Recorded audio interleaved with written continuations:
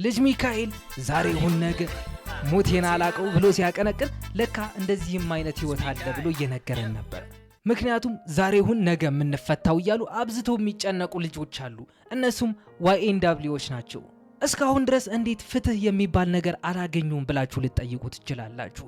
ግን የአሜሪካ ፍትህ ሲስተም እንደዛ አይደለም የሚሰራው። ህግ አንዱ ወንጀል እንደሰራችሁት እርግጠኛ ከሆነባችሁ፣ ነገር ግን የሰራችሁት ወንጀል በማስረጃ አስደግፎ ማቅረብ የማይችል ከሆነ ብዙ ዓመት ወደ ፍርድ ቤት እንድትመላለሱ ያደርጋችኋል። ይህ ደግሞ ራሱን የቻለ ጫና ነው። ማለት ደግሞ እናንተ እንድትነግሯችሁ የምትፈልጉት ኢንፎርሜሽን ከእናንተ በጫና መልክ መቀበል ስለሚፈልጉ ነው። ፍትህ እንደ ውሃ እንድጠማችሁ ያደርጉና በገዛ ፈቃዳችሁ መጥታችሁ እኔ የምለው ነገር አለኝ እንድትሉ ነው የሚፈልጓችሁ። እናም ጉዳዩ ካሰብነው በላይ በጣም ጥልቅ የሚሆነው እነዚህ 4 ልጆች ከየትና እንዴት እንደመጡ ማየት ስንጀምር ነው። ስም መልአክ ያወጣዋል ይባላል። ነገር ግን የዚህ ልጅ ስም ያወጣው መልአክ ሳይሆን ሰይጣን ይመስለኛል። YNW ሜሊ ወይም ደግሞ በመታወቂያ ስሙ ጃሜል ዴሞንስ። ወላጅናቱም ሜሊን ስትወልደው እሰይ ደጋረገች ጓደኛዋ ይሆናታል በዚህ ዕድሜዋ ከወለደችውማ ተብሎላት ነበረ። ምክንያቱም ስትወልደው 14 ዓመቷ ነበረ። እናም ሜሊ እንደ ማንኛውም ጥቁር ህፃን በሰፈር ውስጥ የነበረው የብላኮች ወይም የጥቁሮቹ ውጥረት ላይ ተሳታፊ ነበረ። አያችሁ፣ እስካሁን ድረስ ችግር አለባቸው እያልኩኝ የማቀርብላችሁ ታሪኮች አባት መሆን የሚችል ሰው ነው YNW ሜሊ። የተወለደውም ግንቦት 1 ቀን በ1999 እንደ ፈረንጆች ፍሎሪዳ ውስጥ ጊፎርድ በምትባል ቦታ ነበረ። ይህ አስተዳደጉም ነበረ በኋላ ላገኘው ዝናና በኋላ ደግሞ ተጠያቂ ላደረገው ወንጀል ለመፈጸም ያበቃው። ነገር ግን YNW ሜሊን ጠርተን እነዚህ 3 ሰዎች ሳንጠራ ካለፍን እጅግ በጣም ስህተት ነው። አንዱ YNW ሳክቼሰር ይባላል። ትክክለኛ ስሙም አንቶኒ ዊሊያምስ ይባላል። ሁለተኛው ደግሞ YNW ጁቪ ይባላል። ትክክለኛ ስሙ ደግሞ ክሪስቶፈር ቶማስ ጁኒየር ይባላል። ሶስተኛው ደግሞ YNW ቦርትለን ይባላል። ትክክለኛ ስሙ ደግሞ ኮርትለን ማሌክ ሄንሪ ይባላል። 4 የልብ ጓደኛሞች 2 ተደረጉ። 2 ደግሞ ስቲል እስካሁን ድረስ ፍርድ ቤት ኬዛቸውን እየተከታተሉ ይገኛሉ። እናም እነዚህ YNW እያሉ ራሳቸውን የሚጠሩ 4 ታዳጊዎች ራሳቸውን እንደ ጓደኛሞች ብቻ ሳይሆን እንደ አርቲስትም አድርገው ያስተዋውቁ ነበር። YNW ያንግ ኒው ዌቭ ይሆናል። ነገር ግን ይህ ስማቸው ከሙዚቃ ስራቸው ጋር ለማስተሳሰር በማለት ያንግ ኒጋ ወርልድ ብለው ቀየሩት። ስለዚህ እነዚህ ሰዎች ቅርርባቸው ከምታስቡት በላይ ነበረ ማለት ነው። ከኪንደርጋርተን ወይም ከኬጂ ጀምሮ ጓደኛሞች ነበሩ፣ ተነጣጥለውም አያውቁም። ኢቭን ሜሊን ስትመለከቱት ፊቱ በግራና በቀኝ እነዛ የሞቱት 2 ጓደኞቹ ስም ተነቅሶት ነበረ ከመሞታቸው በፊት። ስለዚህ አንድነታቸውን ለመግለጽ ደግሞ እያንዳንዱ የYNW አባል የሆነ ሰው ከስሙ በፊት YNW የምትለውን ምህጻረ ቃል ይጨምር ነበረ። እናም እንደዚህም ሆኖ ትምህርታቸው ሲማሩ ወጣ ያለ ባህሪ ነበራቸው። በተለይ ደግሞ ሜሊ 16 ዓመቱ እያለ ሽጉጥ ትምህርት ቤት ድረስ ይዞ በመሄድ ተማሪዎች ላይ አነጣጥሮ ይተኩስባቸዋል።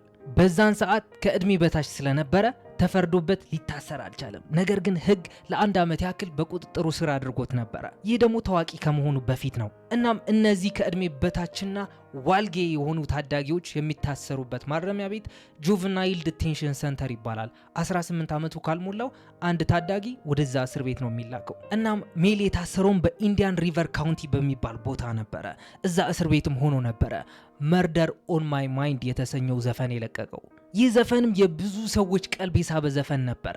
ነገር ግን በኋላ ፍርድ ቤት ሲቀርብ መርደር ኦን ማይ ማይንድ ማለት ምን ማለት ነው? እስኪ ሜሊ አስረዳን እባክህ ተብሎ ተጠይቆ ነበረ።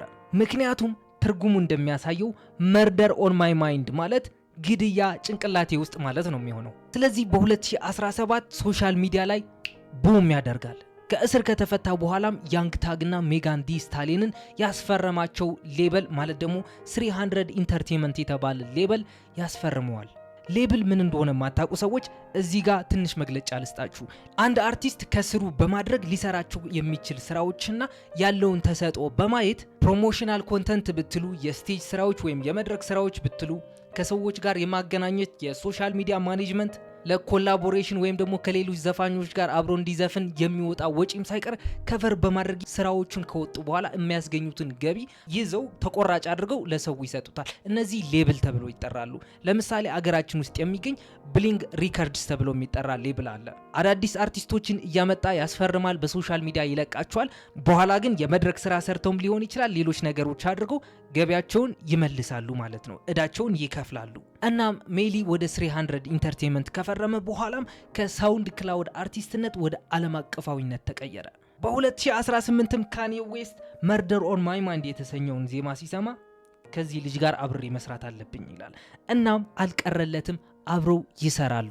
የሰሩት ስራም ሚክስድ ፐርሰናሊቲስ የተሰኘ ዘፈን ነበረ። የዘፈኑ አርዕስት ስታስቡት የሆነ ዊርድ የሆነ ነገር አለበት። ሚክስድ ፐርሰናሊቲስ ማለት የሚጋጭ ስብዕና ማለት ነው። ነገሮች በጥሩ ሁኔታ እየሄዱ እያለ ሜሊ ደረጃውን 1 2 3 እያለ እየወጣ ነበር። አራተኛው ላይ ግን ተደናቀፈ፣ የሆነ ስህተት ይሰራል። እናም ጥቅምት 26 2018 እነዚህ 4 የYNW አባላቶች አብረው ስቱዲዮ ውስጥ ያመሻሉ። ቦታውም ፍሎሪዳ ውስጥ በሚገኝ ሚራማር በሚባል ቦታ ነበረ። እናም የስቱዲዮ ስራቸውን ከጨረሱ በኋላ ወደ መኪናቸው ይገባሉ ወደ ቤታቸው ለማቅናት። እናም ከሌሊቱ 10:35 ሲል ያልተጠበቀ ነገር ይፈጠራል። ቦርትለን መኪናውን እየነዳ እየተጣደፈ ወደ ሆስፒታል ይደርሳል። በዛን ሰዓት ሳክቼዘርና ጁቪ በጥይት ተመተው እባካችሁ አድኑልኝ እያለ ሐኪሞቹን ይለማመጣቸው ጀመረ። ሐኪሞቹም ጁቪና ሳክቼዘርን ሲያዩዋቸው ምንድነው የተፈጠረው? ወንፊት እኮ ነው የሆኑት እነዚህ ልጆች ይላሉ። ቦርትለንም በጥይት ተመተው ነው ይላል። ነገር ግን ይህ ነገር ለፖሊሶች አስተላልፎ መስጠት ስለነበረባቸው ሐኪሞቹ ፖሊስ ኬዙን እንዲይዘው ይደረጋል። ይኸውላችሁ የሞቱት ሰዎች እነማን ናቸው አልኳችሁ? ሳክቼዘርና ጁቪ።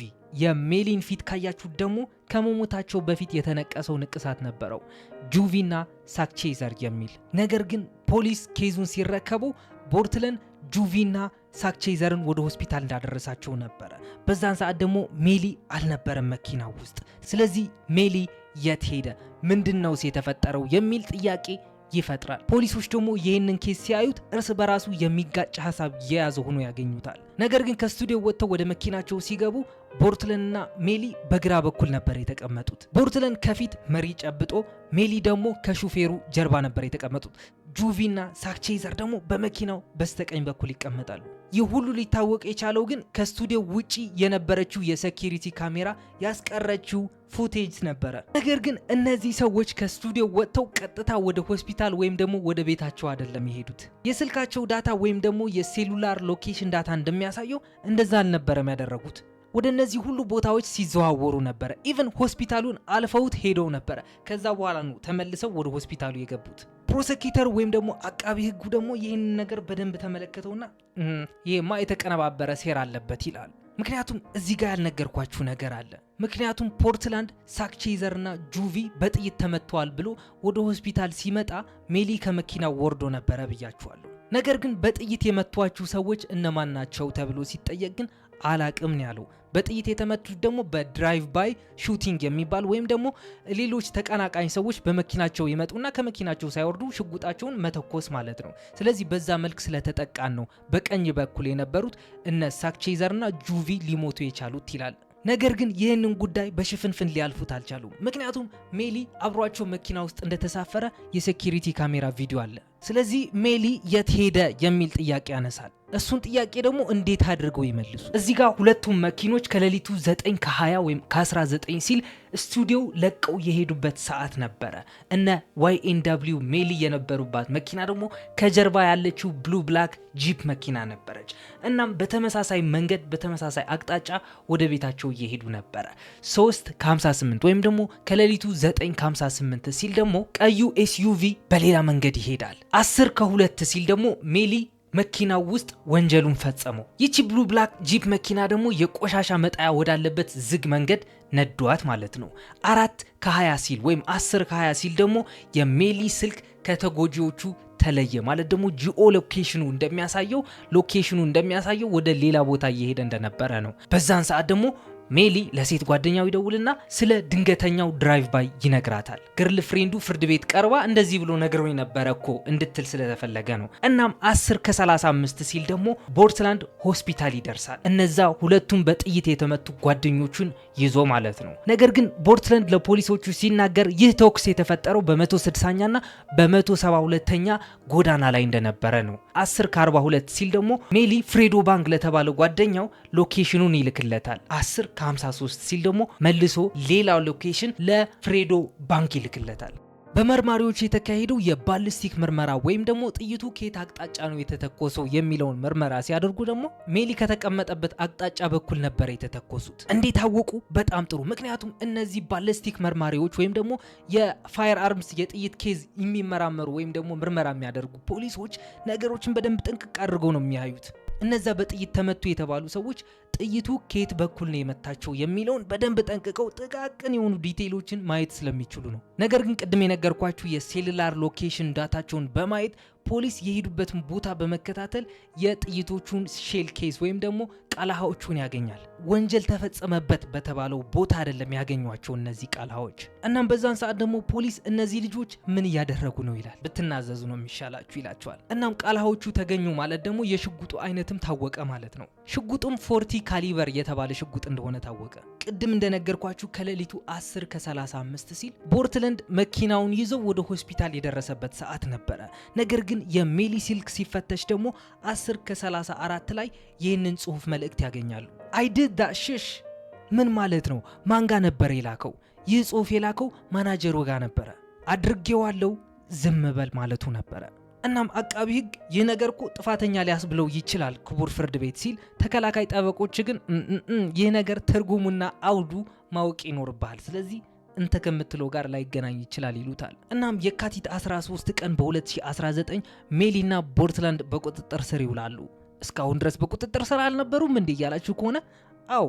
እናም እነዚህ ሁለት ሰዎች በፈርስት ዲግሪ መርደር ወይም ደግሞ በመጀመሪያ ደረጃ የግድያ ወንጀል ይከሰሳሉ። አቃቢ ህግ እንዳለውም ከሆነ ሜሊ በሞት ቅጣት እንዲቀጣልኝ ነው የምፈልገው ሲል ያሳውቃል። ነገር ግን በፍሎሪዳ ህግ ደግሞ አንድ ሰው በሞት ቅጣት እንዲቀጣ እንዳለ የስቴቱ ዳኞች አብረው አንድ ላይ መወሰን አለባቸው። ይህ በአንድ ድምፅ የመወሰን ጉዳይ ደግሞ አናኒሞስ ጁሪ ፋይንዲንግስ ይባላል።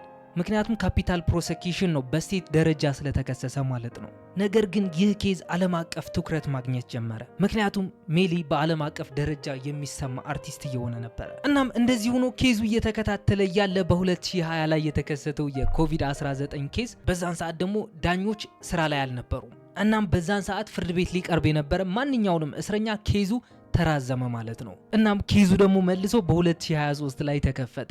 አቃቢ ህግ መረጃዎችን አጠናክሮ ማቅረብ ነበረበት። ቅድም እንደነገርኳችሁና አቃቢ ህጉ እንደሚለው ከሆነ ሽጉጡ የተተኮሰው ከመኪናው ግራ ክፍል ነበረ። ለዛም ነው ድራይቭ ባይ ሹቲንግ ወይም ደግሞ የተቀነባበረ ሴራ እንዳለበት አስመስለው ለህግ ያስተላለፉት። ነገር ግን ተከላካይ ጠበቆች አሁንም ድረስ ይህ ነገር ማስረጃ እንደሌላቸው፣ የአይን እማኝም እንደሌለ ወጥረው መከራከር ይጀምራሉ። አንዳንድ መረጃዎች እንደሚያሳዩትም ከሆነ ከረጅም ክርክር በኋላ 12 የስቴቱ ዳኞች 8ቱ ዳኞች ሜሊና ፖርትላንድ ጥፋተኞች ናቸው ሲሉ እጃቸውን ወደ ላይ ያደረጉ፣ 4ቱ ዳኞች ደግሞ አይ እነዚህ ሰዎችማ በቂ መረጃ ስላልተገኘባቸው ጥፋተኛ ናቸው ብለን መጥራት አንችልም ይላሉ። እናም በዛ መልኩ ኬዙ እየተራዘመ እስካሁን ድረስ ፍርድ ቤት ይገኛል። አሁን ቀጣይ ሜሊ ወደ ፍርድ ቤት የሚቀርብበት ጊዜ 2027 ነው። ሜሊ በ16 ዓመቱ ሽጉጥ ትምህርት ቤት ድረስ ይዞ በመሄድ ተማሪዎች ላይ ተኩስ ከፍቶ ነበረ። ያቺን ወንጀል ባይፈጽም ኑሮና ከዛ በኋላ ደግሞ ፖሊሶች አይናቸውን ባያሳርፉበት ኑሮ ይህንን ኬዝ ቀላል የሚሆን ይመስለኛል። ምክንያቱም እንዴት መሰላችሁ? ሜሊ ፍርድ ቤት ቀርቦ የተናገረው ነገር ብቻ ሳይሆን የሚያዩት የዘፈኖቹ ግጥምም መመርመር ጀምሮ ነበረ።